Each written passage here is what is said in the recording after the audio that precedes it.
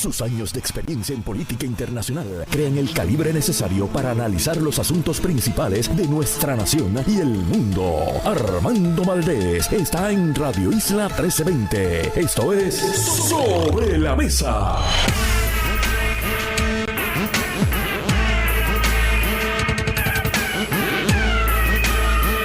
Buenos días, Puerto Rico. Soy Armando Valdés. Usted escucha Sobre la Mesa por Radio Isla 1320. Hoy, lunes, en Sobre la Mesa estará con nosotros Kenneth McClintock y Víctor García San Inocencio, nuestros analistas de todos los lunes. Kenneth McClintock, por supuesto, ex secretario de Estado, ex presidente del Senado del PNP. Víctor García San Inocencio, ex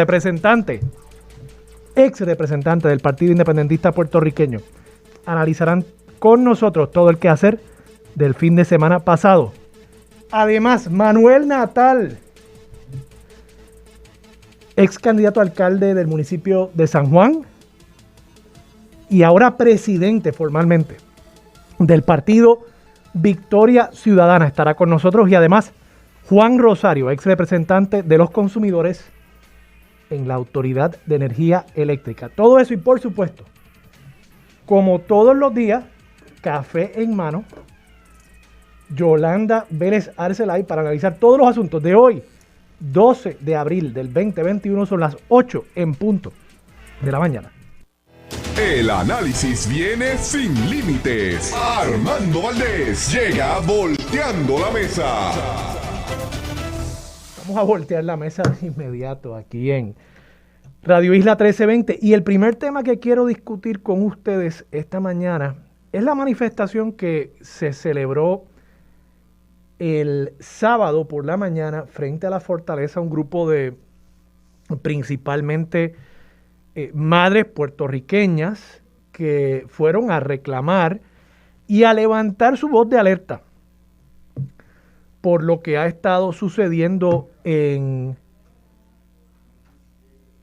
Puerto Rico con las escuelas y los colegios privados, que a partir de hoy el Departamento de Salud y el Gobierno de Puerto Rico, naturalmente, han ordenado el cierre de estas instalaciones, tanto los planteles escolares públicos como los colegios privados. Y principalmente lo que yo quería discutir acerca de esa manifestación no es tanto la manifestación como tal, fueron, creo que ellas mismas admitirían, pocas personas. Diría que había un grupo que no superaba las 50 personas en esa manifestación. Entre ellos habían varios menores de edad que junto a sus padres estaban reclamando su derecho a la educación y a la educación presencial. Pero lo más que me sorprendió a mí fue ver la reacción en las redes sociales acerca de las personas que estaban ahí manifestándose y ejerciendo su derecho a la libertad de expresión. Y me parece que gran parte de la argumentación en contra de estas portavoces, que habían quienes decían, es que no eran las portavoces idóneas para esta causa. Bueno, pero ellas fueron las que fueron a manifestarse. Y yo supongo que ellas no necesariamente se veían como portavoces de un movimiento inmenso, sino como portavoces de su propio sentir. Y entonces en las redes sociales, personas que se dicen ser muy liberales comenzaron a atacar estas personas que, de nuevo, fueron a manifestarse como derecho tiene todo ciudadano en nuestro país a manifestarse. Fueron a expresar su posición. Y se dijo que es que estas personas lo que querían era irse a beber mimosas, ir a brunch, que ellas eran todas unas amas de casa, que no querían a sus hijos, que lo que querían era salir de sus hijos, sacarlos de la casa para poder ir al gimnasio. Y claro, todo esto, pues, parte de una serie de prejuicios. Y alguien me contestó en Twitter, me dijo, no, es que tenemos que hacer un análisis interseccional feminista. claro, yo sé lo que significa ese concepto, que uno no evalúa solamente el hecho de tener un factor contra el cual existen ciertos prejuicios o cierto discrimen, sino que uno evalúa todos los factores de la persona objeto de un potencial discrimen. En este caso, pues sí, aparentaban ser, porque yo no sé eso de la apariencia de estas personas, pero aparentaban ser mujeres blancas, rubias, los muchachos parecían ser principalmente estudiantes de colegio privado, pero la crítica que se hacía de estas personas que se estaban manifestando era una crítica eminentemente sexista, porque yo no he visto otras manifestaciones en las cuales hayan hombres blancos que se diga que esos hombres blancos no trabajan, que se quedan en sus casas, que eso es lo que implica decir que una mujer es ama de casa, que eso no tiene nada de malo, eso es un trabajo también. Pero cuando se usa en este contexto, lo que se está diciendo es, esa mujer es una mantenida. Eso es lo que estaban diciendo. Y cuando se dice que lo único que quiere hacer es ir a brunch, ir al gimnasio, pues es un ataque sexista contra esas mujeres por el hecho de ser mujeres. Que usted podrá escudarse detrás del hecho de que tienen un privilegio que usted percibe. Fabuloso. Pero la realidad es que la manera en que usted, si usted es una de esas personas que hizo esos comentarios en las redes sociales, la manera en que usted se expresó acerca de esas personas que se manifestaron encierra sexismo. Encierra un prejuicio contra esas personas por ser mujer. Que usted lo ampara en el privilegio de que si son unas guaynabitas, está bien, usted podrá sentirse mejor pensando así, pero la realidad del caso es que si hubiesen sido hombres con el mismo privilegio, no se estaría diciendo que es que quieren ir al gimnasio, que quieren ir a beberse una mimosa a las 11 de la mañana después de dejar a los nenes en la escuela. Porque incluso ustedes ni pensarían que el hombre es el que deja al nene en la escuela. Así que mucho cuidado con eso. Mucho cuidado con la manera en que nosotros descalificamos a otros seres humanos que también están manifestando, me parece a mí, legítimamente sus posiciones. Y fíjense ustedes que yo en este momento, pues quizás el cierre de la escuela es lo correcto por la irresponsabilidad que hemos tenido en diversos otros sectores de nuestra sociedad. Quizás eso es lo correcto. Cuare, porque incluso si uno ve las guías de los CDC, y yo me di a la tarea ayer de buscar las guías de los CDC publicadas en marzo de este año sobre el tema de las escuelas.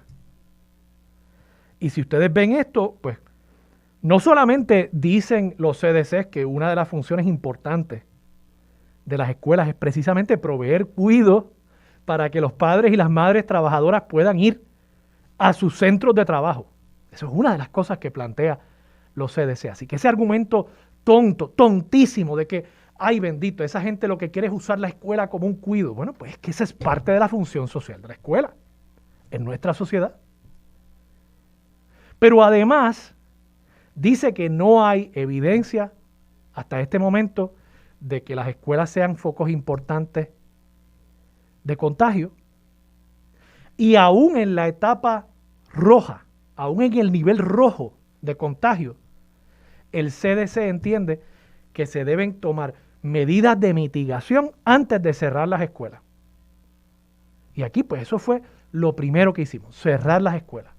Y yo creo que la manifestación de estas madres levanta un tema que francamente hasta este momento no se había levantado con ningún nivel de consecuencia en nuestro país, salvo por algunos medios de comunicación. Creo que Radio Isla es una honrosa excepción, donde consistentemente hemos traído el tema del cierre de las escuelas y el impacto que eso ha tenido sobre la educación de estos niños y sobre la vida particularmente de muchas madres, sí, de muchas madres puertorriqueñas que han tenido que poner sus carreras en pausa, que no necesariamente, y no que haya nada malo en eso, pero que no necesariamente son amas de casa. Yo no sé si las mujeres que estaban ahí protestando el sábado eran doctoras y abogadas y celadoras de la Autoridad de Energía Eléctrica. Yo no sé. Pero basarnos en las apariencias para criticar a estas personas que me parece están trayendo un reclamo legítimo de que el país vuelva a enfocarse, o por primera vez quizás en su historia se enfoque, su historia reciente, en la educación de nuestros hijos y que priorice eso. No únicamente priorizar, como vi unos tweets también de la comisionada residente, que si la industria de los cruceros,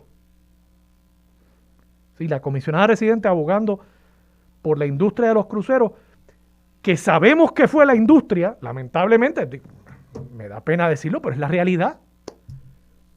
La primera paciente con COVID-19 que llegó a Puerto Rico vino en un crucero.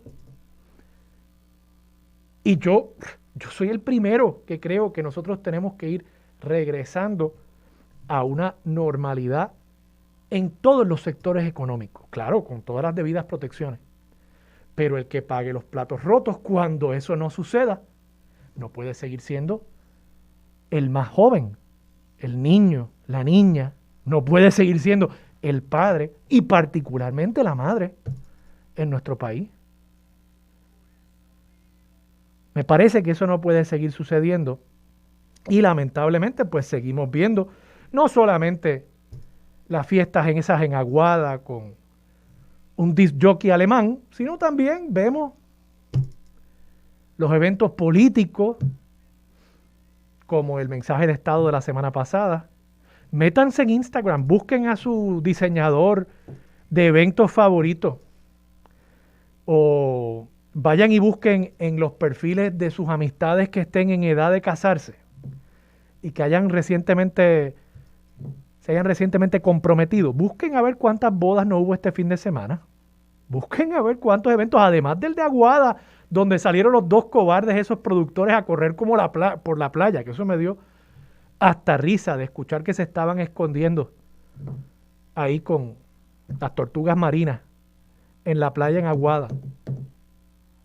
Además de esos dos cobardes, había mucha otra gente celebrando eventos en lugares cerrados, bodas y otros, y hay mucha gente haciendo mucho dinero en este momento con esos eventos. Y por lo visto, pues en nuestra sociedad nos importa más eso que el que nuestros niños se eduquen, y nos gusta más criticar a esas mujeres que fueron a levantar su voz en pro de, claro, sus hijos, pero también de la educación en general. Nos importa más criticar y nos gusta más criticar a esa gente que criticar a los que están montando todos esos eventos que son la razón por la cual estamos hoy donde estamos. Hay otro tema que quiero discutir. Se supo durante el fin de semana un poco más sobre la vista pública que se va a estar llevando a cabo esta semana en el Congreso, en la Comisión de Recursos Naturales, que es presidida por el representante Raúl Grijalva. Y traigo el tema porque yo creo que es importante poner en contexto qué es lo que va a pasar en esa vista pública de esta semana. Se circuló ya un documento en el cual están los nombres de las personas que van a participar de la vista pública y la manera en que se está organizando la vista pública y las alternativas realmente. Esto es el staff de la Comisión de Recursos Naturales haciendo esencialmente un resumen ejecutivo para los miembros. Esta comisión tiene más de 40 miembros. Es muy probable que a la vista pública vaya quizás 10 miembros. Y muchos de los miembros no saben de qué se trata este proyecto de ley o los dos proyectos de ley. Incluso yo supongo que el proyecto de Darren Soto y Jennifer González se les hará más fácil entenderlo porque simplemente habla sobre el tema de la estadidad, de si va a ser admitido Puerto Rico o no. Y el de la Convención Constituyente realmente requerirá para ellos algún estudio porque aún aquí donde hemos discutido ese tipo de modelo, en ocasiones no sabemos bien cómo se estaría conformando esa convención. Así que la comisión prepara un resumen ejecutivo para sus miembros, que no se van a sentar a leer los proyectos de ley, y en ese resumen ejecutivo hay dos cosas que a mí pues, saltan a la vista. Primero, que la comisión de Raúl Grijalva establece que hay 3 alternativas de estatus. Esa famosa cuarta vía de la que ha hablado el representante y presidente de la Cámara, Tatito Hernández, eso no está en el documento de la comisión. En el entendimiento de la comisión que va a evaluar el proyecto de Nidia Velázquez y Alexandria Ocasio-Cortez, en el entendimiento de esa comisión no existe esa cuarta vía. Dicen claramente, las alternativas para Puerto Rico son estadidad, independencia o libre asociación. Y libre asociación, yo insisto, es una modalidad de independencia, o sea que realmente hay 2 alternativas. Pero además, lo otro que me resultó interesante de ese memorando es que, diferente a otras vistas públicas que hemos visto y a las que posiblemente estemos acostumbrados, tanto aquí como en Estados Unidos, van a haber 2 paneles. Un panel va a discutir el proyecto de la Cámara de Darren Soto y Jennifer González para la admisión de Puerto Rico como Estado. Otro panel va a discutir el proyecto de la Convención Constituyente, la Convención de Estatus de Nidia Velázquez y Alexandria Ocasio-Cortez. En ambos paneles únicamente hay personas que apoyan los proyectos. O sea, no hay personas que se opongan o que vengan a proponer enmiendas a esos proyectos de ley. Salvo que quizás en el panel sobre el proyecto de Nidia y de Alexandria Ocasio-Cortez, Tatito Hernández lleve alguna propuesta de enmienda. Habrá que ver. Pero ya de entrada, él dijo que él apoya ese proyecto. Así que los 2 paneles son únicamente de simpatizantes, cheerleaders, de esos 2 proyectos de ley. En ese sentido, me parece que la comisión comienza con el pie izquierdo el análisis de 2 proyectos que deberían tener, me parece a mí, un poco más de ojo crítico puesto sobre ellos para realmente evaluar hacia dónde llevarían a Puerto Rico y si son los vehículos más adecuados para atender los problemas tanto a largo plazo como inmediatos de Puerto Rico, en cuanto a diversidad de asuntos, incluido el tema del estatus.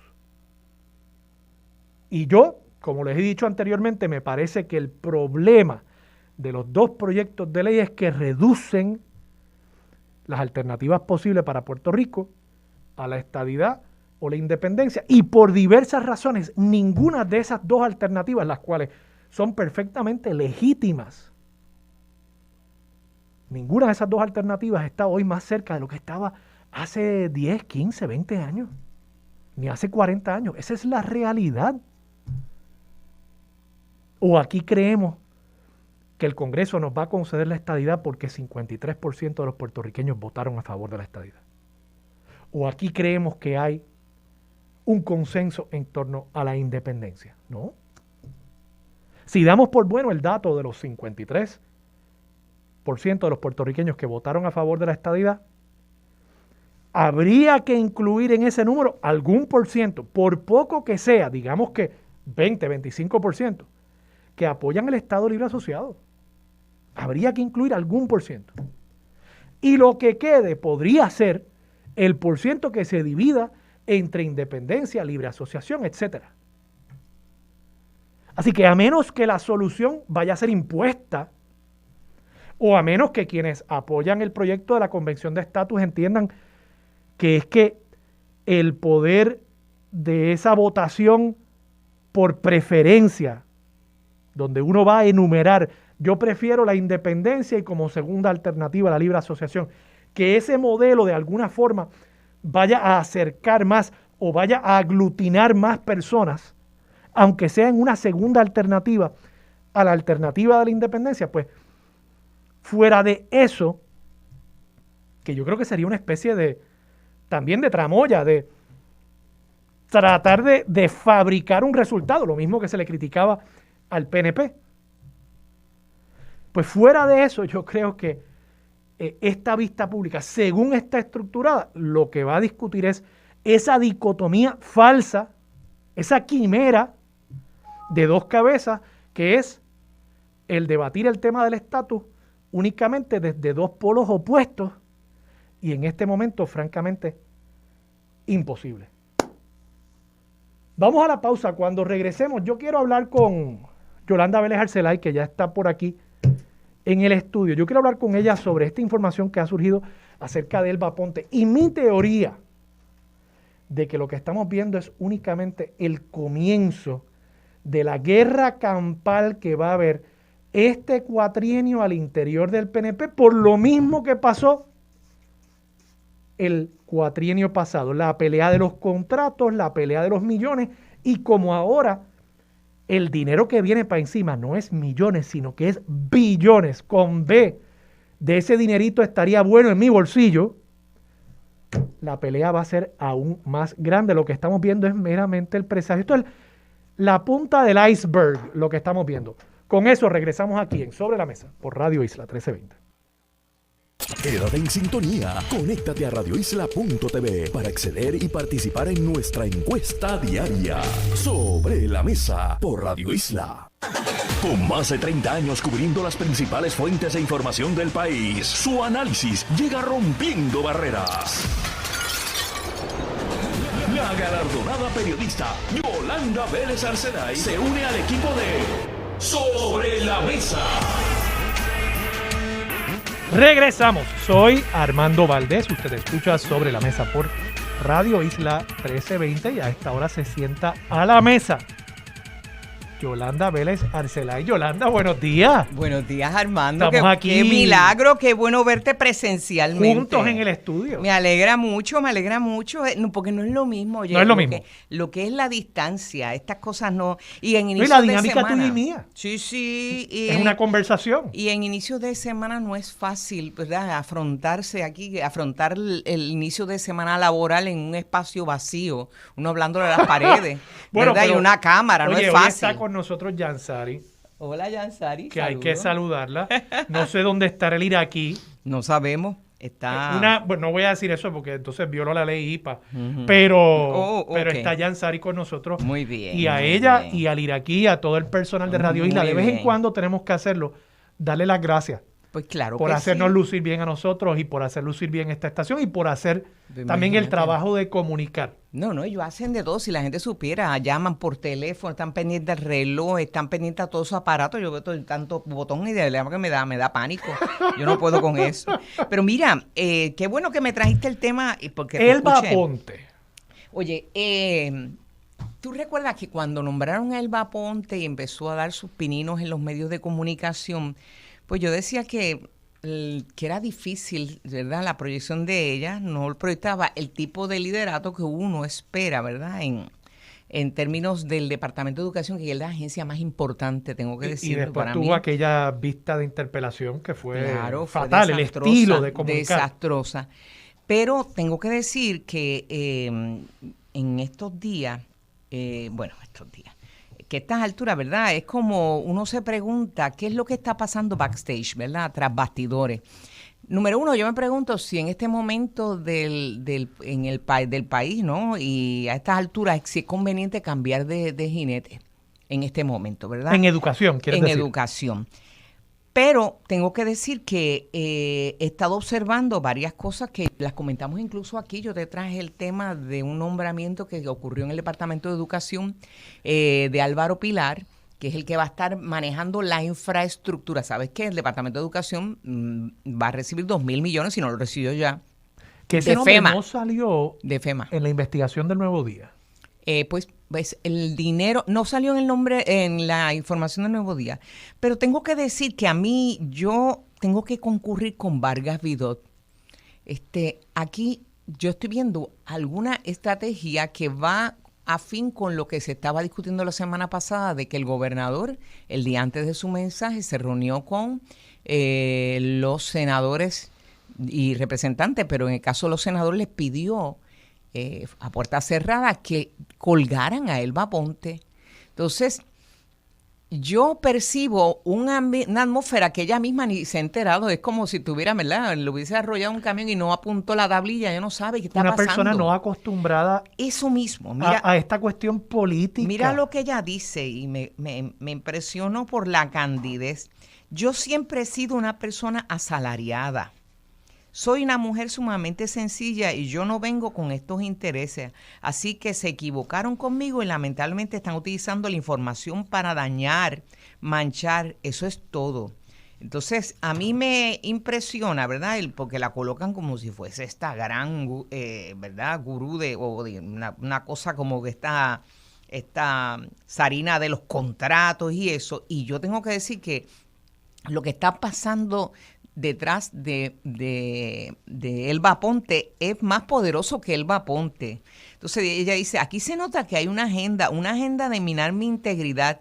Yo no sé quiénes son, honestamente no sé de dónde vienen, estoy enfocada en el trabajo, ¿verdad? Yo digo, bendito. Si ella no sabe quiénes son, yo le diría que mire un poquito sobre su hombro y mire hacia atrás, hacia Fortaleza, número 1.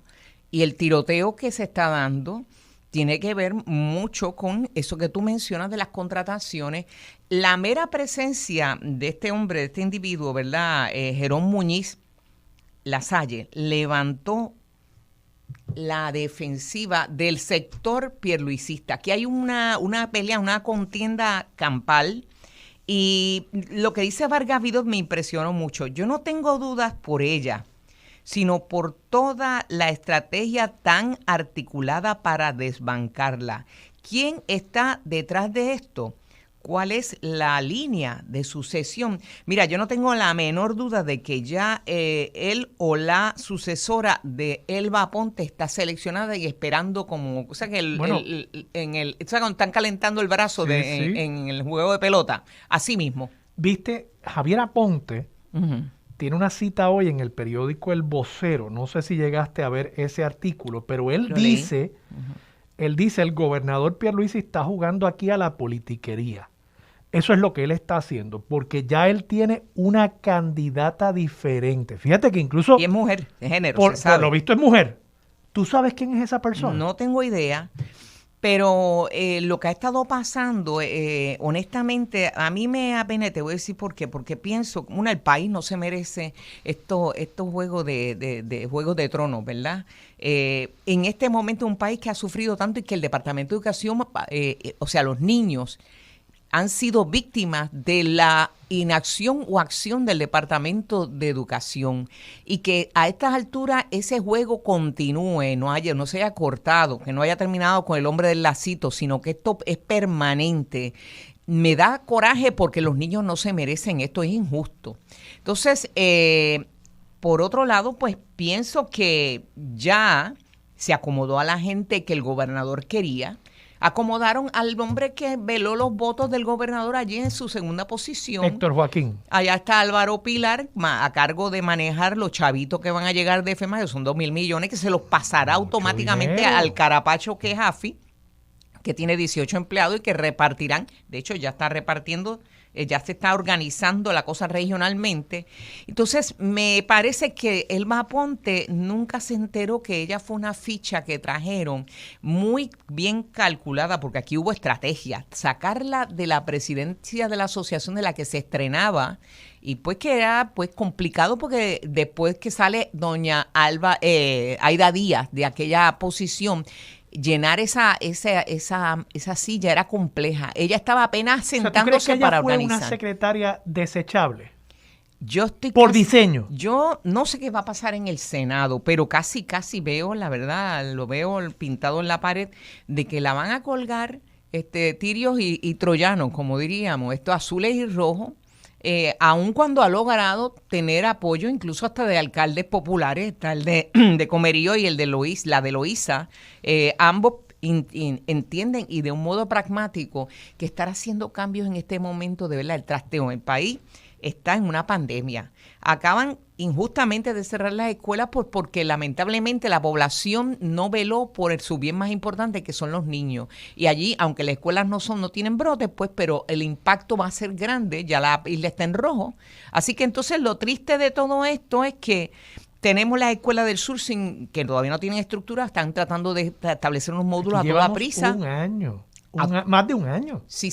Pero vamos, si vamos a tomar, ¿verdad? Darle el beneficio de la duda, empezó esto ahora y los módulos son lo que van a empujar porque los vagones no venían, tardaban demasiado. Imagínate tú, no los habían mandado a buscar. Entonces, esta circunstancia sigue afectando a los niños. Que no puede seguir habiendo tanta inestabilidad en la gerencia del Departamento de Educación cuando hay además inestabilidad en el servicio que se ofrece. Oye, y entonces mira, no sé si tú viste las estadísticas del Departamento de la Familia sobre abuso de los niños. Terrible. Eso es otra consecuencia de tener a los niños encerrados en las casas. Esto va de la mano, que vuelva lamentablemente a cerrar otra vez el sistema cuando el sistema educativo visibiliza el maltrato. O sea, los niños que hay 600 casos más que el año pasado. El maestro que ve, por ejemplo, un moretón en el brazo. Claro. El maestro responsable va a llamar al trabajador social de la escuela, va a llamar a la enfermera o al enfermero y le va a decir, oye, mira, Juanito tiene un moretón aquí en el brazo, ¿qué será eso?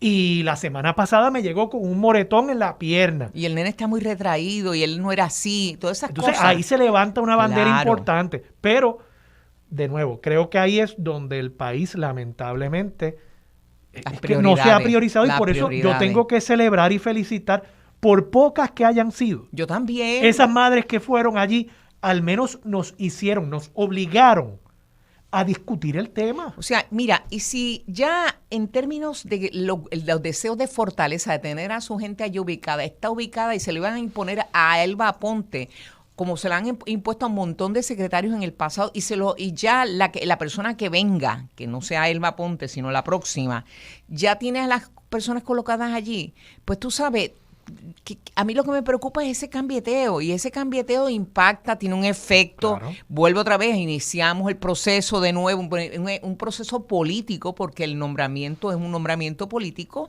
y la evaluación, una evaluación política es parte del proceso. Ahora, Yolanda, te tengo que insistir en que esto es solamente el comienzo. El PNP se concibe ya como el partido único. Y como partido único se fiscaliza internamente. Estamos viendo... Eso como cuando la administración de Fortuño. ¿Recuerda quién era la oposición de Fortuño? Tomás Rivera Chats. Efectivamente. Y lo mismo pasó con Ricardo Rosselló y con Wanda Vázquez.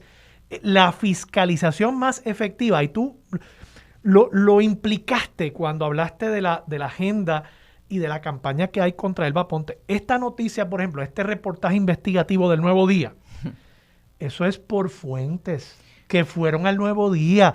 Tú y yo sabemos cómo esas cosas funcionan. La mayoría de las investigaciones en Puerto Rico comienzan con una fuente que te trae un documento. Claro. Y te abren una puerta y por ahí tú entras.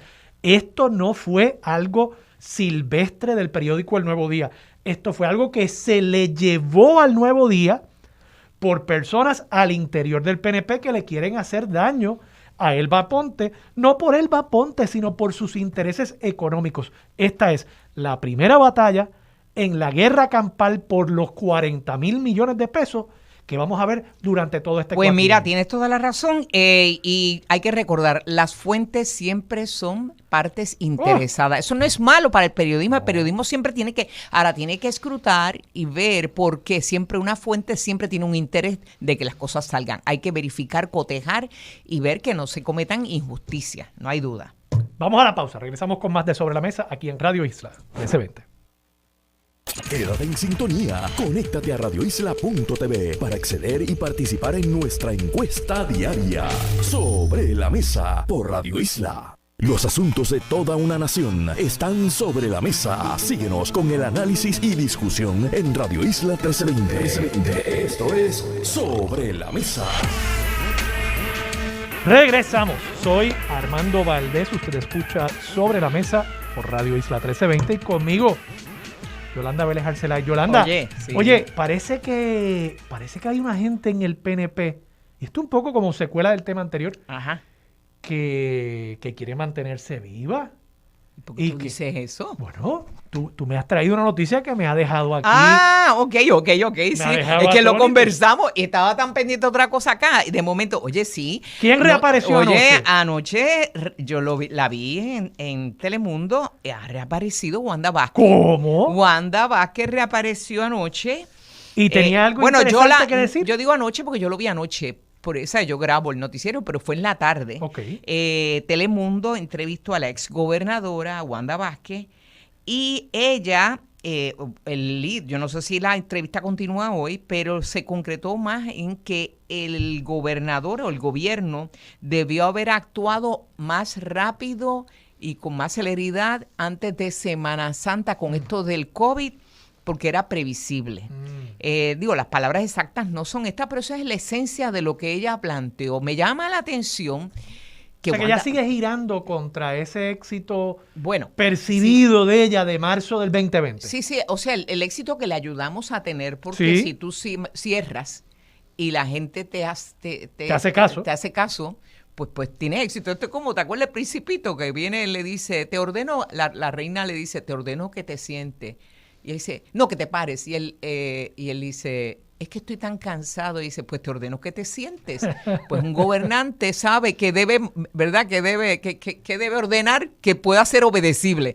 Pues en este caso, en marzo pasado, la gente estaba tan asustada. Aquella cosa grande y pelúa que venía de China, como diría una Susan Soltero, que tú dices, diablo, pues mira, todo el mundo se encerró. Pero ya la gente fue perdiendo un poco de la cosa y con la vacuna se creyó que estaba protegido. Y el Estado mismo, entonces, no tomaron previsiones, y yo pienso lo mismo. Yo tengo que coincidir con Wanda Vázquez. Se sabía que estábamos... ¿Por qué ella sale ahora? Pues mira, yo no sé. Estas cosas, ¿verdad? Tú sabes. Aquí porque, oye, tú tienes razón. Te voy a dar 2 más 2 un es 4, aunque lo diga un loco. Claro. Te voy a dar un detalle que no sé si esto abona, ¿verdad? Pero el mensaje del gobernador fue el jueves pasado. ¿Recuerdas cuántos gobernantes fueron a esa sesión legislativa? Pues ahora no. Bueno, estaba Sila. Sila, para de contar. Fue la única. Para de contar. Romero está malito, tú sabes, está todavía convaleciente. Alejandro no fue. Alejandro no sé si fue invitado. No sé si lo invitaron. No estaba tampoco ni Fortuño. Pedro Rosselló, ni Fortuño. No, pero Pedro Rosselló me dicen que él ha prometido nunca pisar más Puerto Rico. Nunca más pisar. Ay, bendito, qué está tristeza. Muy molesto con lo que pasó con el nene. Pero ¿y por qué? Bueno, Yolanda. Que no nos haga eso, que no nos prive de su presencia. Bueno, pues el hecho es que me indican fuentes, tú sabes, estas fuentes que uno tiene, dice, a Wanda Vázquez no la invitaron ni por equivocación. Yo no sé si esto es una reacción, pero también acuérdate que es el mensaje del gobernador al país, el primer mensaje de estado de situación y todas esas cosas. Y se ha ido vertiendo récord de que es el hombre maduro que vino a poner la casa en orden. Lo mismo que ella decía cuando Ricky, que era la mujer madura que vino a poner la casa en orden, pues él usó el mismo librito y dijo, soy una persona que va a poner esto en orden, que va a ejecutar y a usar el dinero y a destrancar la cosa, y un poco por implicación la dejan a ella en evidencia, ¿no? Yo no sé si la entrevista de Telemundo tiene continuación hoy, pero yo esperaría que si le dieron la oportunidad, ¿verdad?, una entrevista con ella, quisiera ver qué preguntan y si le preguntan sobre y era una su opinión. Fue por internet, por lo que percibí. O sea, pero no fue que la cogieron saliendo de Marshalls. No me pareció one-on-one, me pareció que ella estaba hablándole a una pantalla. Fue mi impresión. Okay. A lo mejor me equivoco. Pero no deja de ser interesante porque fíjate, en términos de lo que el gobernador ha tratado de proyectar, son 100 días ya. La semana pasada eran 90, yo tenía un revolú con los 90 y los 100, ¿verdad? Y hoy, por ejemplo, Primera Hora hace publica una nota el día de hoy que le dan C, estamos hablando de... Es un sondeo informal. Un sondeo informal, le dan un promedio de C al gobernador en sus primeros 100 días. Y tú dices, bueno, pues no es tan malo. Bueno, pero tú sabes... Si yo llegaba con una C a mi casa... Mi padre nunca aceptó una C en mi vida. Jamás. Mira, mi papá tiene las cejas un poco más recogidas que la de Groucho Marx. Pero fruncía el ceño y cuando yo llegaba con una B o cualquiera de mis hermanos, una B, decía, joven, ¿y por qué esto no pudo haber sido una A? Digo, es fuerte, ¿verdad? Pero te obligaba Pero y te está retaba, ¿no? Y en este caso en particular, pues tú sabes que llama la atención que a 100 días, la luna de miel de Pierluisi, estamos hablando de que el gobernante tiene su luna de miel en este periodo. Claro, no debería tenerse. Empieza Yo pienso con que no. solamente una tercera parte del país que votó por él también. Claro, O sea que, es reflejo de los tiempos. Sí. Es reflejo de los tiempos y de que la amargura a la gente no se le ha quitado de todo lo que sufrió estos últimos, particularmente 4 años. Yo añadiría hasta en parte de lo de Alejandro, porque venimos con lo de la deuda. O sea que y fíjate, todo. yo hilvano tanto la batalla que se está dando en educación, que es presagio de otras que vamos a ver, esa entrevista de Wanda Vázquez y esa nota que le da el pueblo. Ujú. Y yo me sospecho, incluso yo creo que esa es la apuesta del Partido Popular Democrático y creo que el Partido Popular Democrático está equivocado. Pero yo creo que al interior del PNP también pueden haber algunos que piensan, yo tengo que mantenerme presente, yo tengo que hacerle oposición, porque podríamos estar ante otro escenario donde en el 2024 Pedro Pierluisi no sea el candidato a la gobernación. Bueno, y también un elemento colateral. ¿Qué pasó con que acuérdate que el FEI anunció que iba a radicar cargos, que iba a referir cargos a otras agencias y que iba a desestimar cargos? Y entre esos estaba el caso de no de los suministros, pero que parte de los suministros, cuando la gobernadora vota a Andújar, a la Secretaría de Familia, alegando de los suministros, pero que realmente era porque había sacado a una de sus colaboradoras y colaboradora de Evelyn Vázquez, Surima Quiñones, de ATSEF.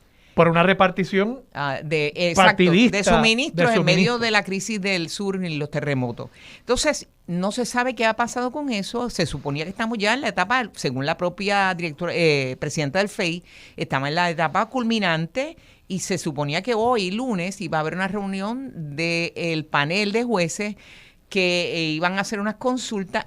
No sé si habrá desestimación. Y la salida de Wanda Vázquez en este periodo pues puede tener razón, o a lo mejor referido, o a lo mejor radicaciones, pero eso es parte de lo que debemos estar más o menos visualizando, ¿no? Habrá que ver Sí. qué sucede con el panel del FEI, que de paso el viernes, no sé si llegaste a escuchar, tuve al licenciado Carlos Zagardía. No pude porque Pues me tuve tuve al que ir licenciado temprano. Carlos Zagardía, lo Ajá. entrevisté sobre las acusaciones contra Sandra Torres, y él también, que él no está representando a nadie, pero como sabes, es un abogado criminalista al igual que su padre, y él me dijo que esencialmente lo que había hecho Nidia Coto Vives era, y cito, cerrar el grifo, o sea, detener el que... Siguieran hacia arriba. Que fuera hacia arriba. No hay duda, porque la única persona que podría vincular a Ricardo Rosselló es Katy Erazo. Katy Erazo, Que ahora la tiene un suegra acuerdo. de Elías Sánchez, la suegra de Elías Sánchez, nada más y nada menos. Y es curioso, y habrá que ver si Sandra Torres se queda callada. Vamos a ver qué pasa, o qué defensa ella, porque le ofreces inmunidad a la persona que podía dar más amplitud a esa investigación. No, Es le raro, das inmunidad es raro. a la... No, hablo de a la de que Katy, dio las Katy, instrucciones. Katy Erazo, exacto. O sea, le das inmunidad al peje grande Que podría llevarte a un peje mayor. y entonces el chiquito es el que está llevando al matadero.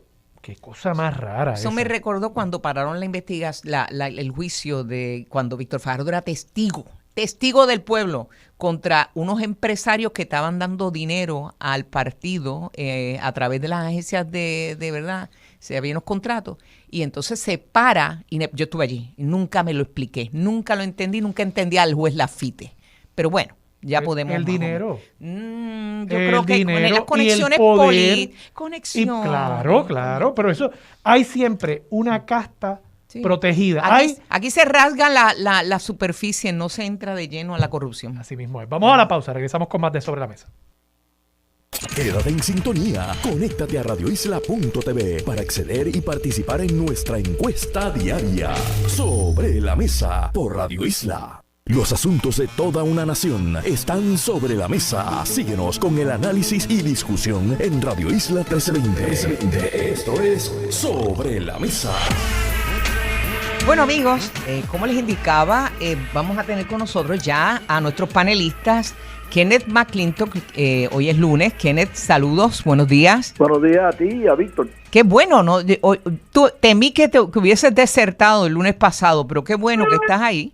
Y tengo también a Víctor García San Inocencio. Saludos, Víctor. Saludos, Yolanda, saludos a Kenneth y saludos a toda la radio audiencia. Bueno, hay mucho material, no hay duda. Ya estamos en los 100 días oficialmente. La semana pasada eran un poquito más de 90 días de la administración de Pedro Pierluisi, y ha presentado un presupuesto al país que excede por 600 y pico de millones al presentado por la Junta de Control Fiscal. El Primera Hora hace un sondeo entre sus lectores y le dan una nota de C en estos 100 días. Podemos comenzar por ahí, podemos comenzar por esa presentación de presupuesto y la percepción pública de la administración de un flamante gobernador, Pedro Pierluisi. Kenneth, ¿quieres comenzar? Pues mira, sí, yo creo que hemos tenido 100 días muy interesantes, obviamente pigmentados por la pandemia que continúa. Sí.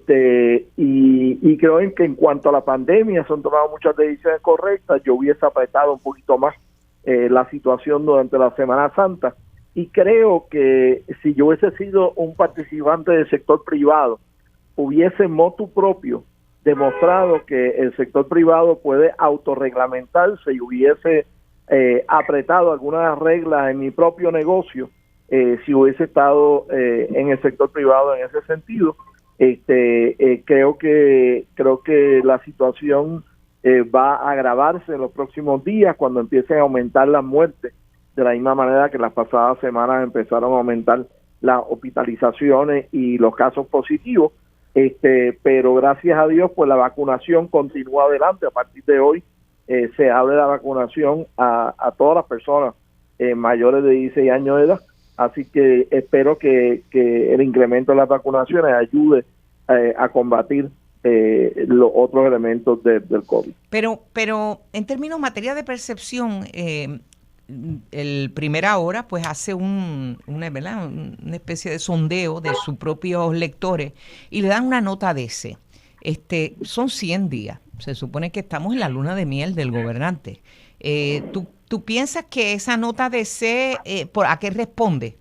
Pregunto. Pues mira, yo creo que no he visto ninguna encuesta todavía. Tú sabes que yo he dicho en muchas ocasiones que los sondeos lo único que miden es la militancia de los que asumen ciertas posiciones. Así que ningún medio de comunicación ha puesto su dinero donde está su boca y no han invertido en una encuesta que realmente científicamente pues diga cuál es la percepción que existe. Pero yo creo que en términos generales hay que tomar en cuenta que está el COVID, está el hecho de que hay una legislatura que no es cooperadora a esta etapa del juego. Oye, pero tampoco ha sido tan obstructora, porque ha habido legislaturas en las que tú has estado y que sabes que ha tenido que mediar, ¿verdad? No, y en aquella ocasión ya había alrededor de 18, 19 de los principales nominados que ya habían sido confirmados y no tenían nada que ver con ningún acuerdo con nadie, como Víctor dijo hace 2 semanas en este programa. Es que yo creo que los gobernantes tienen derecho a seleccionar y a formar gobierno, y que a menos que una persona tenga serias fallas para la posición a la cual ha sido nominado, tú no estás buscando la mejor persona, tú estás buscando en la confirmación, tú solamente estás buscando las personas cualificadas para el puesto. Y ya habíamos confirmado a 17, 18 personas cualificadas para servir en el gabinete de Aníbal Acevedo Vilá. Y no empecé esas confirmaciones, pues 4 años más tarde, ese gobernador perdió por 230,000 votos, obviamente por su desempeño y por el desempeño de las personas que él seleccionó para compartir la obra de gobierno. Víctor. Buenos días de nuevo. Sí, buenos días. Vamos al tema. Pierluisi tiene C y apenas está empezando una carrera de maratón y ya está cayéndose en los primeros 100 metros. Ese es el diagnóstico. ¿Y por qué tú crees? Lo demás son volteretas. tratando de justificar lo que yo defino como un gobernante descentrado o demasiado concentrado en otros asuntos, como la ilusión de repartir el bacalao. El bacalao, por supuesto, no ganado con el sudor de su frente, sino con el sufrimiento de los puertorriqueños y de las enormes transferencias que van a llegar si se gestionan bien. Así que me parece que ese es el primer contexto, ¿verdad? En segundo lugar, hay ejecutorias que francamente son cuestionables y están cuestionadas por la inmensa mayoría de los puertorriqueños. Lo primero que habría que decir es el desastre del Departamento de Educación y la insistencia en designar a una secretaria monigote para que siga con la tradición horrenda. Mira, yo no creo que debemos estar llamando monigote de llevar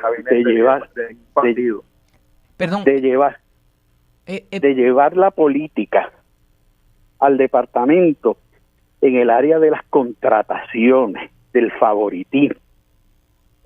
Una secretaria de Educación que todavía no se acuerda que hay niños que entraron a kinder hace 2 años y no tienen escuela en 3 municipios. Muchos niños. Y una secretaria de Educación que muestra una gigantesca incompetencia. Entonces, si empiezas por ahí y pasas a las vacunas y a no haber decretado el cierre, tenemos una cosa terrible. Mucho le dieron. Si quisiera, porque que oiga Kenneth, perdóname, ¿qué querías aclarar? Él llamó monigote a un miembro del gabinete. Yo no creo que tenemos que llegar a esos niveles cuando estamos hablando de miembros del gabinete que han ofrecido sacrificarse por Puerto Rico. Uno puede estar en desacuerdo con ellos, no tiene que entrar en ataques in persona. Me corrijo, Yolanda, monigota. Bueno, yo tengo una impresión distinta, ¿no? Pienso que aquí está pasando algo subterráneamente a pesar de Elba Ponte y que ella no se ha enterado que está pasando, ¿verdad? Y cree tener una percepción, pero no se ha enterado todavía. Me da la impresión de que aquí están pasando cosas más fuertes y las discutimos Armando y yo. Y esto lo sabemos, que un político pues puede nombrar a una persona sabiendo que quizás ni siquiera pasa a la primera base, ¿verdad? Pero tiene entonces ya calentando el brazo a la próxima persona. Y están pasando cosas. Se ha hablado, por ejemplo, de nombramientos políticos, nombramientos de figuras, contrataciones, etcétera. Y yo no estoy segura de que el Vaponte sea exactamente la persona que está moviendo esa ficha. Pero está moviendo contratos y millones. Uh-huh. Ok, y entonces, en términos de este momento histórico, ¿para qué se nombró a Elba Ponte en este momento si hasta fuentes de dentro del Partido Nuevo Progresista dicen que el gobernador pidió que la colgaran? Me pregunto yo, Víctor. Pues es que, mira, ahí sí que podemos entrar en el terreno de las especulaciones. Evaluar la incompetencia no es difícil.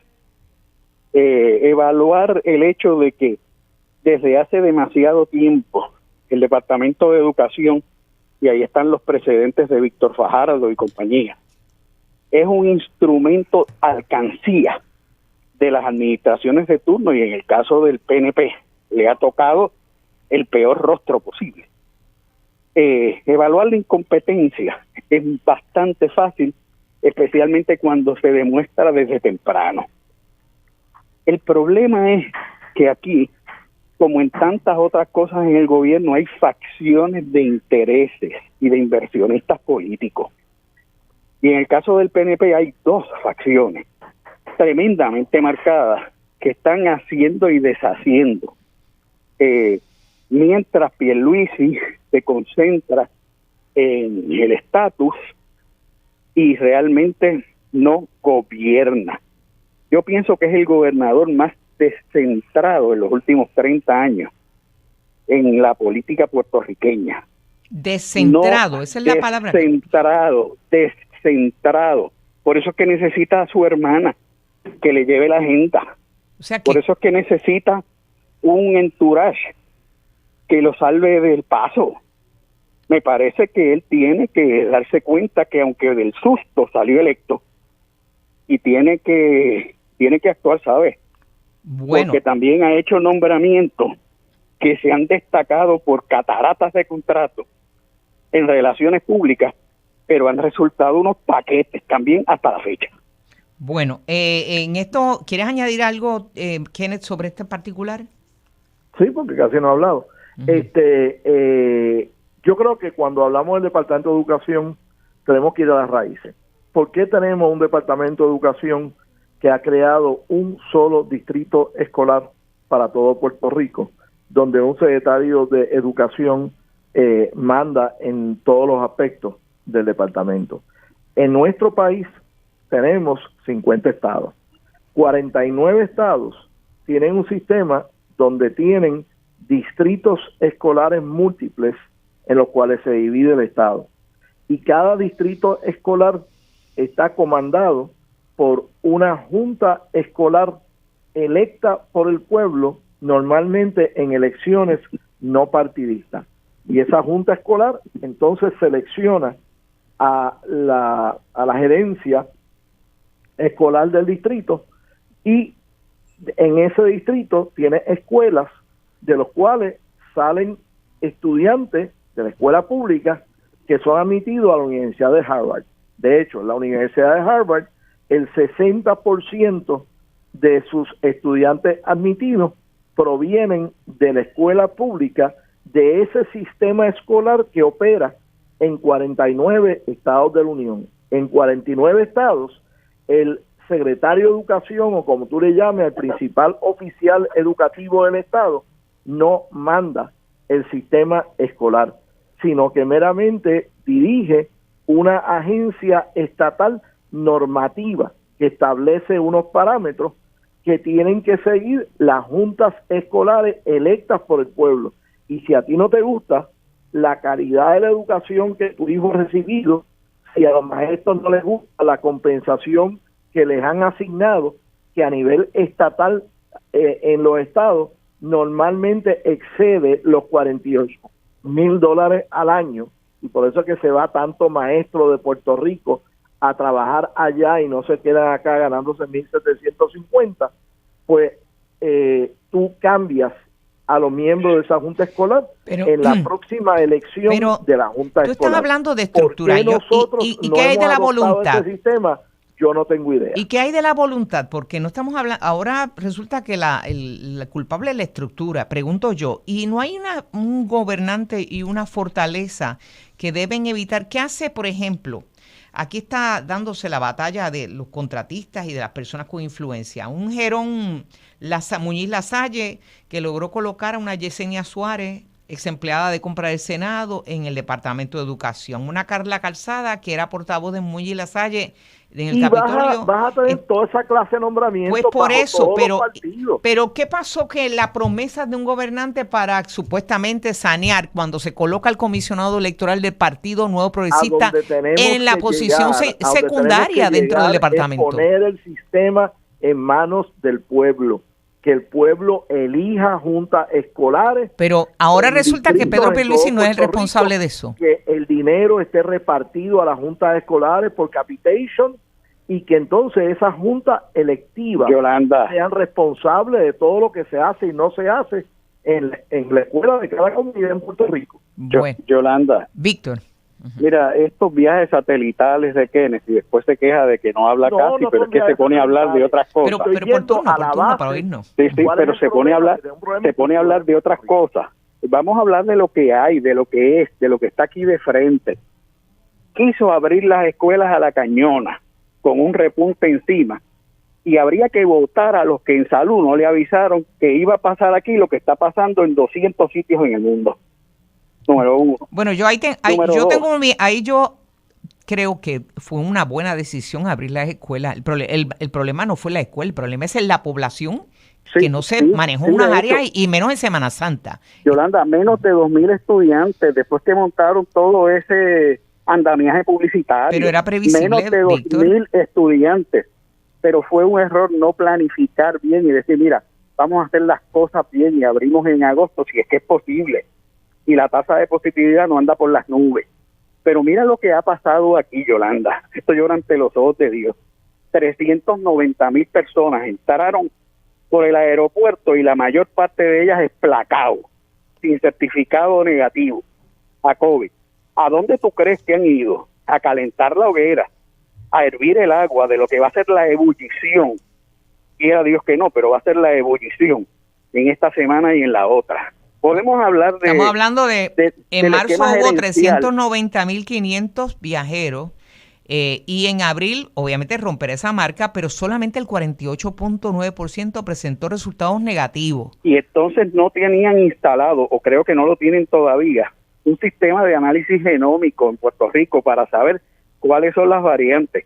Para cuando lo vengan a instalar, esta es la misma historia del año pasado con las pruebas. Para cuando lo vengan a instalar, tendremos conciencia de que aquí está en 2 dígitos la variante británica del COVID. Y eso lo que quiere decir es que eso se pega como el crazy glue. Y entonces no se planifica porque, insisto, es centrado. Es más, no, si tuvo experiencia administrativa en el Departamento de Justicia, credencial de Wanda Vázquez también, por si acaso, no tiene sentido de la gerencia, no lo tiene. De hecho, una diferencia interesante que tengo que admitir es que Acevedo Vilá traía una enorme experiencia desde Puerto Rico, habiendo sido legislador desde Puerto Rico. Yo creo que el señor Pierluisi no ha salido todavía de su burbuja y por eso no está en contacto con el país. Pero no entendí eso que tú quieres decir, que estar en el Congreso, distinto a Aníbal, que estuvo en el Congreso. Sí, pero es que Aníbal tuvo una experiencia amplia legislativa en Puerto Rico. A lo que voy es a lo que dice Kenneth, que ya habían confirmado 18 secretarios a esta fecha en aquella época. También les recuerdo a Kenneth, yo sé que es difícil de recordar, el terrible caso del de Castro Gate, que se sembró como producto de aquel pacto. Bueno, Kenneth, sobre esto, yo quiero centrarme en el tema, fíjate, de los 100 días de Pierluisi. Y algo que observé que el día de ayer le comenté a Armando es que ayer sale al ruedo nuevamente Wanda Vázquez y dijo algo que ustedes coinciden, que antes de Semana Santa se debió tomar medidas, ¿verdad? Y creo que Pierluisi en su mensaje, pues que hubo mucho anuncio de fondos federales, etcétera, etcétera, etcétera, etcétera. Si no hubiese anunciado adelantar el cierre o la hora, mejor dicho, la hora de toque de queda y la vacunación de los jóvenes, que tampoco es que arranque hoy, es que a partir de hoy pueden empezar a pedir cita. Si no hubiese hecho eso, el mensaje hubiese sido más o menos, pues, de cosas que más o menos se preveían que se iban a hacer y que se han anunciado y se han preanunciado en otros momentos. Kenneth. Mira, el haber quitado 1 o 2 horas del curfew de medianoche a 10 de la noche, yo no creo que eso tuvo mucho efecto en Semana Santa. Yo creo que las aglomeraciones que ocurrieron en Semana Santa y que se preveía que iban a ocurrir en Semana Santa eran aglomeraciones diurnas, eran actividades familiares. Y se sabían que iban más o menos también a la playa, etcétera. Y esos lugares, por ejemplo, Playa Caracol, esos áreas de concentración, la lancha, tener los recursos, se sabía que iban a estar concentrándose en la zona oeste. Sí, pero el problema que hay es que tú tienes que en Puerto Rico hay cerca de 9 o 10 mil menos policías de lo que había hace 8 o 10 años atrás. Y eso es culpa de todo el mundo. O sea, eso no es, yo no le he hecho la culpa a Pierluisi ni a nadie. Pero la realidad es que el Estado tiene mucho menos recursos ahora. En la Oficina de Inspección de Salud, que era la que bregaba con chequear, qué sé yo, las licencias de las farmacias y cosas así, que ahora tiene que estar bregando con un montón de comercios criminales que están haciendo y deshaciendo con desmanes todo el tiempo. Pero coincide entonces con Wanda Vázquez porque Wanda Vázquez dijo que debieron haber actuado antes de Semana Santa. ¿Qué acciones se pudieron haber tomado para evitar porque los contagios, esta semana hasta el 10, había momentos en que diariamente se estaban dando reportando confirmación de 1,000 casos por día de contagio. Y eso que aquí no se están haciendo las pruebas a la gente. Pues mira, yo he visto, vi la entrevista que se le hizo a Wanda Vázquez, obviamente ella estaba contestando preguntas de una periodista que la contactó. Ella dijo que hubiese hecho las cosas un poquito distintas en Semana Santa, un poquito más conservadoras en Semana Santa, pero también dijo que ella apoyaba las decisiones que tomaba el gobernador y que se ponía a la disposición del gobernador si la llamaba y la necesitaba para algo. Mira, es el tipo de expresión que hacen exgobernadores, siempre poniéndose a la disposición de su sucesor. Y ciertamente yo también, y yo tiendo a ser más conservador en estas cosas, hubiese tratado, no en términos del curfew, pero en términos de las actividades que se podían hacer durante el día, que podía hacer la familia y eso, pero las exhortaciones se hicieron, las advertencias se hicieron, el anuncio de que los números estaban subiendo y que no debíamos contribuir a que subieran, se estaban haciendo. Y yo, aunque estoy vacunado y he estado vacunado hace ya unas cuantas semanas, yo me recogí, yo no estuve en actividades familiares, yo no estuve en la calle, no he pisado una playa, nada así por el estilo. Y creo que el pueblo de Puerto Rico está actuando más indisciplinadamente de lo que ha estado bregando en los pasados meses y el pasado año. Y la consecuencia de eso la estamos viendo. Alerto que los 3, 4, 5 muertes por día que hemos estado viendo se van a convertir en 10 o 15 muertes por día. Los hospitales ya están reflejando los números de hospitalizaciones y de casos positivos que se han dado en las últimas semanas. Están rebasando los 400 ya los hospitalizados, y eso sí es preocupante. Cuando llega a los 600 es un problema porque nosotros tenemos un sistema frágil, distinto a otros países que ya colapsaron, imagínate. Y desafortunadamente eso se traducirá en 2, 3, 4 semanas en más muertes también. Un comentario. Porque la muerte es la última manifestación de todas estas estadísticas crecientes. Un comentario rápido sobre la cuestión del presupuesto, que ya están, el Senado y Cámara han estado haciendo vistas públicas conjuntas y están pidiendo que antes del 10 de mayo se le envíe Fortaleza el presupuesto. ¿Cuál crees que pueda, verdad? ¿Cómo puede darse? ¿Cómo se podrá dar? Ellos están visualizando que hay mucha contratación en la agencia, poco reclutamiento, que preferirían que recluten personal y ahorran más.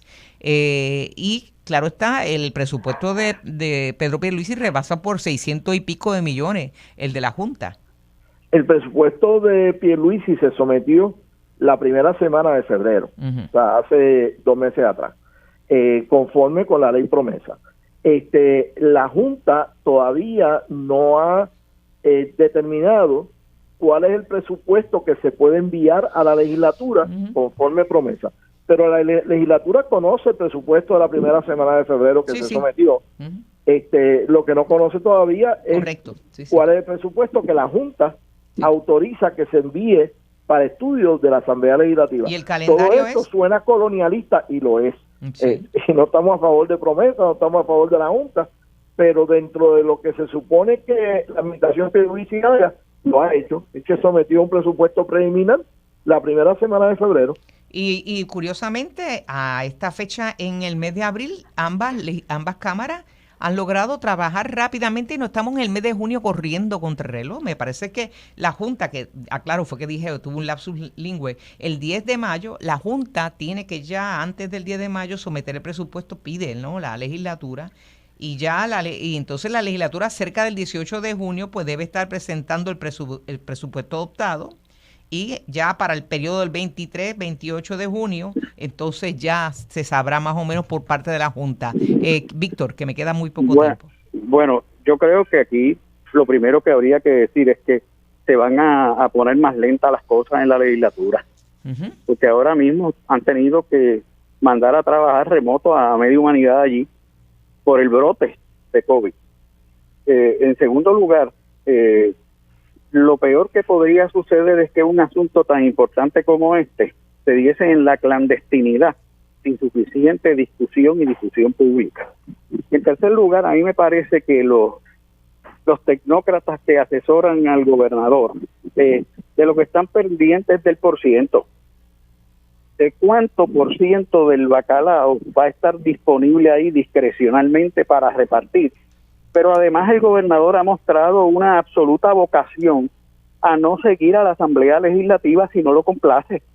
Mira como en el tema de la asignación de fondos para la bebelata de 4 años de los cabilderos estadistas, ha dicho que va a buscar los chavos como le dé la gana. O sea, no bueno, puede... y aparentemente ya reclutaron el personal transitorio, un 80 y pico de personas, y que ya hay un dinero, parece que OGP, que está desplazando para eso. Imagínate, todo al servicio de la democracia, en comillas. Por favor, qué broma. Bueno, me tengo que ir en este segmento, pero más adelante tenemos a Manuel Natal. Olvidé preguntarles eso a ustedes, pero ya habrá momentos para conversar. Manuel Natal, nuevo presidente del partido del Movimiento Victoria Ciudadana. Y más adelante, Juan Rosario, ex representante de los consumidores de energía eléctrica, para hablar de los eventos antes de que tome control Luma. Quédate en sintonía, conéctate a radioisla.tv para acceder y participar en nuestra encuesta diaria Sobre la Mesa por Radio Isla. Los asuntos de toda una nación están sobre la mesa. Síguenos con el análisis y discusión en Radio Isla 1320. Esto es Sobre la Mesa. Bueno, amigos, tenemos ahora, como prometimos, a la figura del nuevo coordinador general o presidente, él me aclarará, del Movimiento Victoria Ciudadana, Manuel Natal. Saludos, Manuel. Hola, Yolanda, y hola a tu público Radio Escucha. Un placer estar con ustedes. Muy bien, saludo. Bueno, presidía el Movimiento Victoria Ciudadana la licenciada Ana Irma Rivera Lacén, pero luego de una asamblea que se celebró y se culminó el día de ayer desde el Colegio de Abogados y vía virtual, se ha escogido, tengo entendido que es coordinador general, ¿verdad, Manuel Natal? Eso es correcto. Desde la formación del movimiento y el anuncio del mismo el 9 de marzo del 2019, la licenciada Ana Irma Rivera Lacén tuvo la oportunidad de presidir nuestro colectivo durante todo ese proceso, y en el parte del proceso de organización del movimiento se escogió una nueva estructura organizativa que se iba a estar implementando por fases.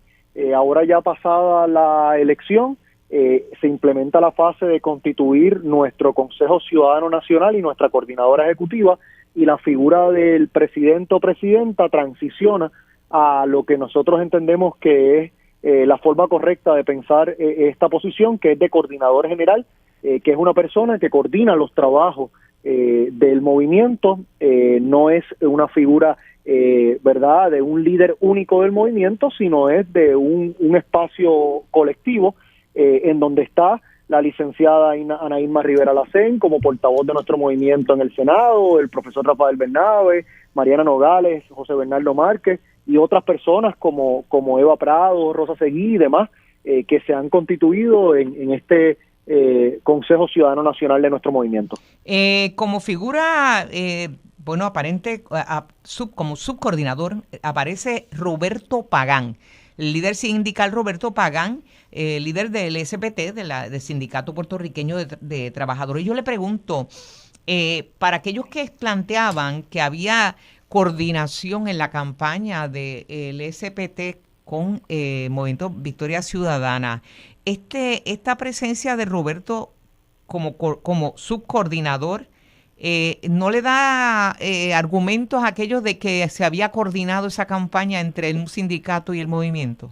En lo más mínimo, el Movimiento Victoria Ciudadana es un movimiento de alianzas, de consensos entre distintos grupos, entre organizaciones profesionales, sindicales, comunitarias, entre personas de los saberes y talentos, entre nuestra diáspora, y dentro de eso hay personas que ejercen posiciones de liderato en organizaciones de bases comunitarias, en organizaciones sin fines de lucro, en organizaciones de trabajadores, como es el caso del compañero Roberto Pagán, y en su función como líder sindical también participa de nuestro movimiento. Las campañas electorales, según están definidas tanto por nuestro ordenamiento jurídico como por el ordenamiento jurídico federal, tienen unas disposiciones y aquellos que decidan hacer una campaña independiente a favor o en contra de determinada candidatura o movimiento, tienen su derecho a hacerlo, siempre y cuando cumplan con lo que establece la ley, y en ese sentido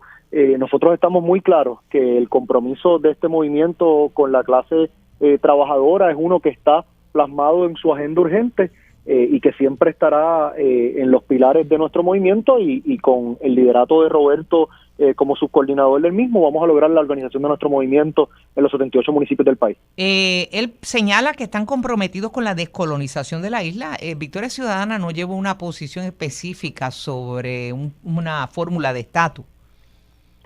Dentro de la agenda urgente del movimiento Victoria Ciudadana, uno de sus 3 pilares es la descolonización de Puerto Rico. Victoria Ciudadana propone una forma distinta de organizarnos políticamente y también de enfrentar el tema del estatus. Por años, los partidos en Puerto Rico se han organizado alrededor exclusivamente de la preferencia en cuanto al tema del estatus, y lamentablemente después de décadas de esta forma de enfrentar y de organizar estos problemas, ni hemos atendido el tema del estatus, ni hemos atendido los otros problemas apremiantes que Puerto Rico tiene. Victoria Ciudadana tiene una posición en cuanto al tema del estatus, y es el apoyar una asamblea constitucional de estatus en donde todas las opciones descolonizadoras puedan tener una oportunidad justa y participativa de presentar y desarrollar sus alternativas, y que al final sea el pueblo puertorriqueño quien decida. Y yo creo que eso es una forma de enfrentar con mayor efectividad el tema del estatus, y particularmente de una vez y por todas ponerle fin a nuestra relación colonial, que esa es la misión de Victoria Ciudadana en cuanto al tema del estatus. ¿Van a participar usted particularmente en la vista de Grijalba en el Congreso? Tendré la oportunidad de comparecer este miércoles ante el Comité de Recursos Naturales. Ese día se estarán evaluando 2 medidas legislativas, una de la comisionada residente Jennifer González y el congresista Darren Soto en cuanto al acta de admisión de Puerto Rico como un estado, la otra de la congresista Nidia Velázquez y Alexandria Ocasio-Cortez, de un proceso de determinación del pueblo puertorriqueño a través de la Asamblea Constitucional de Estatus. Lo primero representa la exclusión, lo primero representa procesos ilegítimos y el resultado de los mismos. Lo segundo, que es el proyecto de Nidia Velázquez y de Alexandria Ocasio, representa una oportunidad distinta a enfrentar un problema muy viejo, una oportunidad participativa para todos, incluyendo los estadistas, y esa es la posición que apoya el movimiento Victoria Ciudadana. Le pregunto, Alexandra Lúgaro, ¿sigue afiliada al Partido Movimiento Victoria Ciudadana? Alexandra Lúgaro sigue siendo parte del movimiento Victoria Ciudadana, como tantas otras personas que son parte del movimiento y no ocupan ninguna posición de liderato en este momento. Yo tengo una impresión, y digo, ¿verdad? Cuando Alexandra Lúgaro participó en el 2016, tuvo, yo no recuerdo el pico, pero se rebasó los 170,000 votantes a favor de ella. Y cuando se lanza como líder, ¿verdad? En la papeleta de Victoria Ciudadana, o sea, como diríamos, la propuesta de Victoria Ciudadana, que ella era la que encabezaba esa papeleta, Victoria Ciudadana más o menos mantuvo unos 170 y pico de mil votantes también. La salida de Victoria Ciudadana, por lo menos de las posiciones cimeras, como ella misma dijo, ¿qué impacto va a tener? Porque si ella trajo del 2016 una fuerza y fue esa más o menos la que retuvo su salida, ¿qué impacta el movimiento? Bueno, quisiera aclarar, ¿verdad?, que la licenciada Alexandra Lúgaro en su candidatura independiente en el 2016 obtuvo poco más del 11% de los votos. Sí, 170 y pico de mil, sí. Bueno, lo que pasa es que hay que comparar China con China. Sí, no, pero yo quiero bregar con lo numérico también, porque es importante. En la elección, claro, pero si votaron 500,000 de personas menos, el plantear que solamente subió 4,000 votos, pues no le hace justicia al hecho de que aumentó casi 4% en su resultado electoral. Eso es un modo de verlo muy bien, sí. Y eso significa, ¿verdad?, que hubo un crecimiento en esa candidatura en particular. Cuando cualquier persona que consistentemente obtiene un resultado electoral como ese, decide no participar activamente de un movimiento político, pues naturalmente representa un reto independientemente de quién sea esa persona. Lo que nosotros apostamos en este momento como Movimiento Victoria Ciudadana, más allá de una candidatura u otra, más allá del liderato de un individuo u otro, incluyéndome, es el de institucionalizar nuestro movimiento en los 78 municipios de este país, en poder lograr una estructura organizativa que le permita a nuestros 4 legisladores electos en la Asamblea Legislativa, a nuestros 25 legisladores municipales electos en 24 municipios, hacer los portavoces de las causas de estas comunidades que tienen tantas necesidades todos los días y que no están esperando a la próxima elección para que sean resueltas. Eso es lo que se va a enfocar el movimiento Victoria Ciudadana, de asegurarse de ser un vehículo que represente las aspiraciones de la mayoría de las personas que vemos en este país como nuestra patria. Con relación, y ya, esta es verdad, el tiempo apremia, pero con relación a Manuel Natal, que fue una voz fiscalizadora, ¿qué podemos escuchar de Manuel Natal sobre Foundation for Puerto Rico, que fue usted singularizó en esa organización sin fines, entre comillas, de lucro? ¿Sigue pensando lo mismo? Mi señalamiento sobre el DMO, que fueron los señalamientos que hice como legislador, se mantienen intactos. Mis señalamientos y mis posiciones como funcionario público siguen las mismas, son públicas. Y me sobre Borshow, el jefe de Alexandra Lúgaro hoy. Están ahí, las he contestado anteriormente. Y me parece interesante que en la primera entrevista que tengo contigo después de tanto tiempo, en donde tengo la oportunidad de presentarme como coordinador general del movimiento, estemos tratando de atender un tema. Por lo mismo, la gente quiere saber si Manuel Natal no será acallado ahora que, aunque preside el movimiento, si no será acallado o si la movida de reclutar a Lúgaro no fue para acallar a un Manuel Natal. Manuel Natal defenderá las causas que siempre ha defendido, independientemente de dónde estén, y a Manuel Natal no le pasará lo que le pasará a algunos que van a algunos espacios para legitimarlo y con su participación terminan convirtiéndose en todo lo que salieron a cambiar. ¿A quién se refiere, si me puede explicar? ¿A qué se refiere Manuel Natal, el líder del nuevo movimiento Victoria Ciudadana? ¿A qué se refiere? Ojalá que nos inviten a todos los espacios. Me gustaría, como le estoy invitando a usted, alguna vez le he negado a usted una invitación, usted me ha negado invitaciones, pero quisiera entender a qué se refería ahorita cuando dijo eso, a qué es lo que quiere decir. Sea claro, porque me gusta que hable claro como habló en un momento dado contra Foundation for Puerto Rico.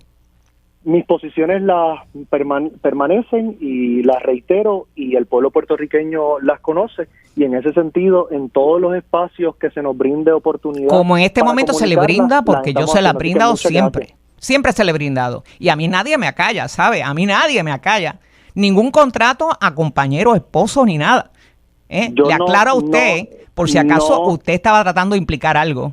No, yo a las personas cuando tengo que señalar algo lo hago por nombre. Pues señálelo con nombre y apellido. ¿Habla de mí, de Yolanda Vélez Arcelay? No, de usted. Yo no. Muy bien. Lo que tenga que decirle de usted se lo digo de frente. Así me gusta. Y le doy el espacio para que lo diga. ¿Ok? Muy bien. Y espero que nadie lo acalle. Espero que nadie lo acalle. Usted me ha visto hasta tocándole la puerta de la casa haciendo campaña, porque esa es la forma en que nosotros vamos, de frente y sin miedo, y no nos escondemos de ninguna forma, de ninguna manera, porque nuestro contacto siempre es directo con el pueblo puertorriqueño. Pero espero que sea así siempre, y siempre tendrá los micrófonos abiertos. Cuando yo tengo mi oportunidad de invitarlo, le invito. Gracias, Manuel Natal. Hasta literalmente caminando por las calles del municipio de San Juan, llevando ese mensaje y contestando las preguntas de todas las personas, incluyendo en las puertas de su hogar. Pues muy bien, Manuel Natal. Gracias, Yolanda. Gracias por participar.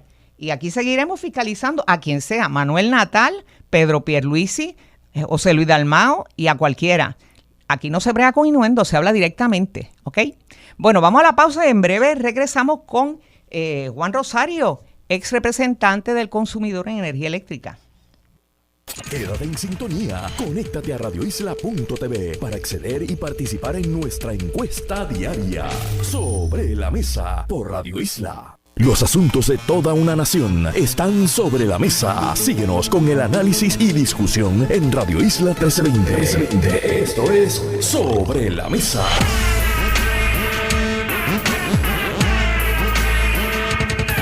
Ay, mi madre, te he ido más reacciones a esa entrevista con Natal.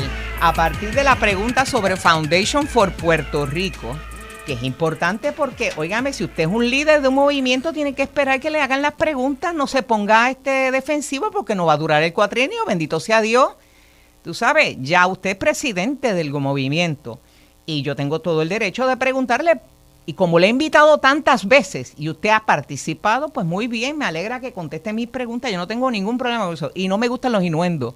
Si usted quiere o le molesta la participación mía en algún programa, puede decirlo, eso es su problema. Pero pretender arrastrarme a mí a la línea de acallamiento, no. Yo llevo más de... Ya cumplí los 40 años en los medios de comunicación. Es verdad que empecé bebita, pero... no me calla nadie, así que por favor vamos a tener cuidado cómo jugamos con el juego en la verdad de las campañas y tratar de hacerte la víctima. No, conmigo no. Y las veces que yo le he invitado, él sabe que aquí se han abierto los micrófonos, siempre. Y le he invitado a otros espacios y él se ha negado a ir. Eso es su problema y su prerrogativa. Estemos claros, aquí no. Bueno, vamos rápidamente, como les prometí, a la entrevista con el ex representante de los consumidores en energía eléctrica, Juan Rosario. Saludos, Juan, ¿cómo estás? Juan, ¿estás ahí? Caramba, aparentemente he tenido problemita, pero bueno, de todos modos, Juan Rosario es importante porque este fin de semana hubo una especie de operativo de los presidentes y CEOs de las matrices de Luma. Estamos hablando de Qantas y APCO, que plantearon que necesitan reclutar, sí, los trabajadores de energía eléctrica, pero que si no los tienen, entonces procederán a reclutarlos de otro lado. Vi que Orlando Parga se puso molesto con esta expresión de estas personas y con toda razón. Orlando Parga ha sido bastante crítico también de ese contrato de Luma. Ya tenemos en línea, saludos, Juan Rosario, ¿cómo estás? Saludos a ti, Yolanda, y saludos a todos los que habéis escuchado. Juan, me gustaría que, fuiste representante de los consumidores y has estado un poco ya, ¿verdad?, desde afuera viendo lo que está pasando. No parece que no parece que va a haber grandes cambios con Luma. Pedro Pierluisi sigue para adelante con esto y obviamente la Junta avala este contrato.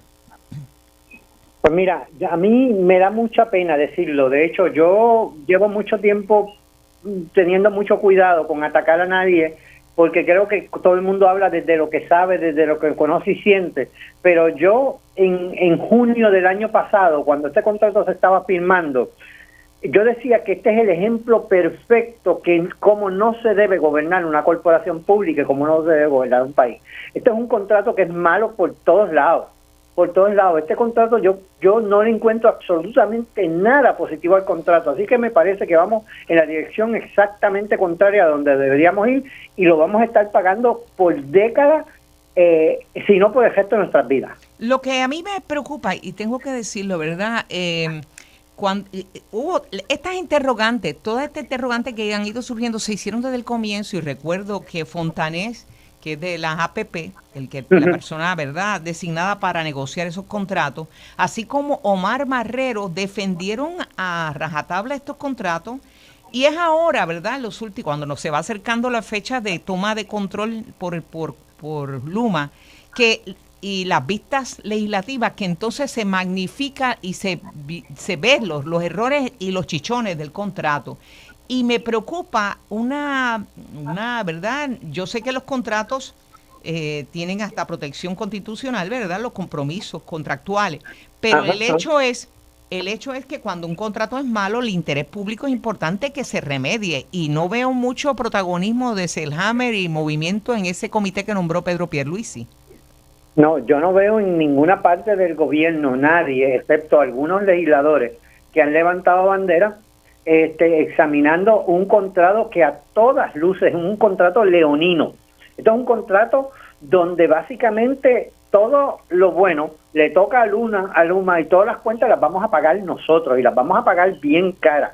Es obviamente un contrato leonino. De hecho, un contrato que le permite a Luma irse por varias razones. Hay como 5 instancias en donde Luma puede abandonar el contrato y dejarnos solos después que se rompió la empresa, que se le quitó sus empleados y sus posibilidades de poder dar servicio, porque aquí hubo otras privatizaciones que no funcionaron bien, ninguna funcionó bien, fueron tan y tan malas, especialmente las de la Autoridad de Acueducto, que perdimos cientos de millones de dólares y después tuvimos que ir a reparar lo que ellos habían dañado. Pero Juan, hay una realidad también, y es que ha sido muy mala la gerencia en energía eléctrica. Entonces, no logro entender, ¿verdad?, por qué en lugar de hacerse una APP como la que se diseñó con Luma y energía eléctrica, no se contrató entonces la gerencia de Luma, ¿verdad? Y sacar la gerencia que estaba o que ha estado y que ha sido deficiente y que la ha nombrado precisamente el propio gobierno, administración tras administración. O sea, porque eso es viable, una contratación de la gerencia de una corporación. Bueno, yo, de hecho, acabas de tocar algo que yo planteé en la misma junta. Cuando se empezó este proceso y estaba el proceso de reestructuración, yo planteaba que yo no tenía ningún problema en que trajéramos expertos para trabajar cosas, sobre todo innovaciones que nosotros nunca habíamos visto, para trabajar con eso, incluyendo cuestiones gerenciales. Con lo que yo estaba en contra era entregarle a empresas extranjeras el activo completo. Yo estoy de acuerdo contigo completamente. Aquí se pudo haber buscado una manera de fortalecer, adiestrar, preparar, pero sobre todo, Yolanda, tú acabas de tocar el centro de este issue. El centro de este issue es que esa gerencia de la autoridad no es mala porque sea incompetente, es terriblemente mala porque la dirigen desde Fortaleza y desde la legislatura. Es una finca del partido que gana. Lo que me llamó la atención, y ya concluyendo, es que salió al ruedo los directivos de Qantas y ATCO. Sí. Salieron al ruedo y ellos van a ser competidores por los 10,000 millones de dólares de reconstrucción de energía de las redes. O sea, no, esto está lleno de contradicciones. O sea, aquí como que no se estableció la pared de diferencia, ¿verdad? Me estuvo rarísimo, porque se supone que para eso crearon Luma, para alejarlo de Qantas, porque Qantas quiere competir por los 10,000 millones de FEMA para reconstruir las redes. Y de momento, este fin de semana, movieron toda la artillería de Qantas y de ATCO. Bueno, tú estás diciendo que no se puso la pared. Yo estoy diciendo que eliminaron la pared a propósito para hacer eso, para que Luma literalmente dirija toda la autoridad. No es solamente generación, dirija toda la autoridad y hay inviable la corporación pública nuevamente. Eso se diseñó. Bueno, pues nada, Juan, nos mantendremos entonces observando. Gracias por tu participación. Y amigos, gracias a ti por invitarme. Amigos, lo próximo, espero que le vaya bien, que no haya sobresaltos, ¿verdad? Porque los entrevistados a veces se ponen medio dificilitos, no les gusta que le hagan preguntas. Espero que tenga un gran día. Mili Méndez, en Dígame la Verdad.